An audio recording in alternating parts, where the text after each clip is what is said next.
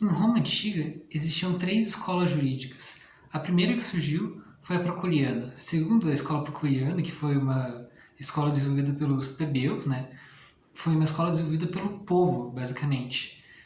Essa visão jurídica que eles tinham, eles achavam que a lei não devia ser a base da justiça. O que definiria os julgamentos e tal, qual seria a melhor resposta possível para qualquer julgamento, não seria o que está escrito na lei, mas o senso de justiça de quem está julgando. Por quê? Porque a lei ela seria formulada pelos patrícios, né? Ela seria formulada pela elite. Então a lei ela privilegiaria a elite e ela seria contra o povo. Por isso a gente teria que privilegiar a justiça acima da própria lei. Por que isso é ruim? Porque a gente vai depender muito mais do bel prazer do juiz, do que o juiz acha, da opinião do juiz, do que de qualquer critério objetivo.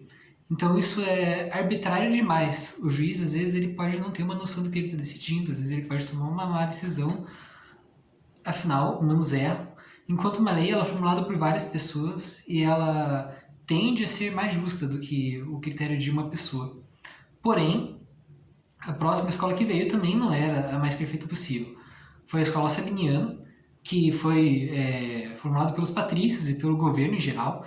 O governo ele não era o dono das academias que ensinavam essa escola jurídica, né, que ensinavam a teoria sabiniana, mas eles investiam pesadamente nas escolas que ensinavam essa teoria. E o que, que ela diz? Ela diz justamente o oposto. Ela diz que a gente não tem que privilegiar os nossos próprios sentimentos de justiça, a gente tem que privilegiar a lei. O que está escrito na lei é a palavra final. Interprete a lei ao pé da letra, o que a lei diz é o que deve ser definido. E por que isso também não é bom? O número de casos possíveis de se acontecerem durante a vida, durante a história, é infinitos.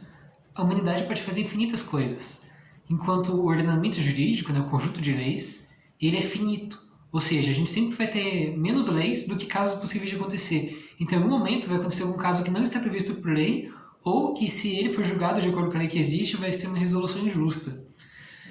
Então, acho que a gente já viu várias vezes isso acontecer, né? E a gente está diante de um exemplo desses agora. Mas esse não é a última escola romana. A última escola que teve foi a escola Cassiana, que foi fundada por Cássio, que era uma pessoa que passou entre as duas escolas, e ele percebeu que nenhuma das duas estava totalmente certa. Então ele criou uma espécie de fusão entre as duas, no qual você deveria usar sim a lei como base, então você usa a lei para interpretar ela e chegar na resolução do caso, porém a lei não está acima da justiça. Então a gente sempre tem que procurar o que é justo, mas usando a lei. Então, nos casos que você encontrar a lei e a lei não for justa para aquele caso, você tem que apelar para a justiça e não para a lei a pé da letra. A lei ela tem que ser interpretada de várias formas possíveis. E como que isso se aplica ao que a gente está vendo aqui? Bom, para quem não sabe, o André do Rap, ele é um traficante de drogas internacional. Ele já foi condenado duas vezes, ele já foi preso antes, foi solto em 2008. E em 2014 ele foi condenado por alguns processos envolvendo tráfico de drogas. E quando isso normalmente acontece, a pessoa tem um certo poder, né? Porque ele tem bastante dinheiro, a pessoa fica recorrendo, recorrendo, recorrendo. Então, quando ele foi em segunda instância, ele recorreu em segunda instância e foi condenado e puseram prisão preventiva para ele. Porém, ele fugiu em 2014, né, nessa época, e ele foi encontrado em 2019 por causa de um informante, né? Ele comprou uma lancha por 6 milhões de dólares usando um nome falso, foi descoberto, foi trazido para cá e foi preso em prisão preventiva. E ele continuou apelando. Então, ainda não havia trânsito em julgado. O que é o trânsito em julgado? Você provavelmente já ouviu esse termo alguma vez na sua vida. O trânsito em julgado é quando todos os recursos possíveis de um processo eles já se esgotaram. Então, no processo não cabem mais recursos. E segundo a nossa lei atual, nossa legislação, uma pessoa só pode ser presa em dois casos: prisão preventiva e quando esgotam todos os recursos. E a prisão preventiva só se aplica em alguns casos específicos. E no caso dele se aplica, né? Porque ele tem uma alta periculosidade, né? Ele é um traficante de drogas e tal, ele tem um poder para fugir e poder escapar da prisão. Então ele foi mandado para prisão preventiva em 2019. E ele ficou vários meses em prisão, né? Até agora, até esse mês, recentemente, quando os advogados dele apelaram para o STF. E o ministro Marco Aurélio, que foi quem cuidou desse caso, ele tomou uma decisão que foi estranha para muita gente. Ele soltou o criminoso, ele soltou o André do Rap. E por que ele fez isso? No Brasil, a gente tem uma lei que foi aprovada no ano passado, em 2019, inclusive, pelo Congresso, que foi adicionado, na verdade, ao pacote anticrime do Sérgio Moro e do Bolsonaro. E segundo essa lei, que seria a lei dos 90 dias, uma pessoa ela não pode ficar presa em prisão preventiva por mais de 90 dias sem ter sua prisão revisada.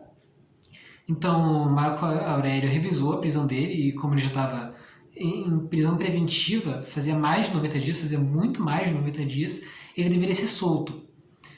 E ele só deveria ser preso de volta quando tivessem esgotado todos os recursos.